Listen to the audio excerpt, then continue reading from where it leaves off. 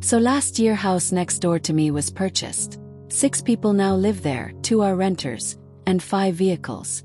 They have a double driveway and the right side is right more or less on the property line, extends further to the side of their garage, past their gate and into their backyard. At first they started parking 4 vehicles on the driveway and blocked the public sidewalk on a daily basis. We're pedestrian-friendly area and people walk in the area all the time.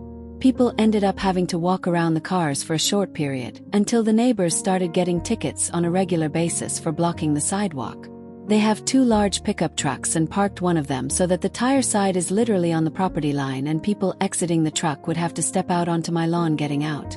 Never asked me if this was okay with me, which of course it would not. Sometimes they'd angle park so that the bed front or bed of the truck would overhang onto my property and lawn. When they'd have visitors that need to get to their backyards, they'd wake across my lawn to get around the truck. I told them nicely several times this was not acceptable, and asked them to leave themselves room to open their truck door and step out onto their driveway and property and otherwise stay off my property.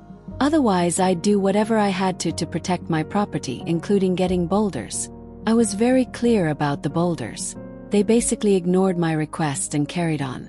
I waited a few months later, and in the dead of winter when the ground was nice and hard and 6 inches of snow in the ground, I had 6 small but heavy and 24-inch-30 high landscape boulders delivered, and instructed the worker with a small front loader to start placing them near the property line but not past it. The neighbors, when they saw this, immediately came out and protested, asking me to move the boulders back several feet. I said no, your driveway is at the property line where I had the boulders edge up to. They weren't happy.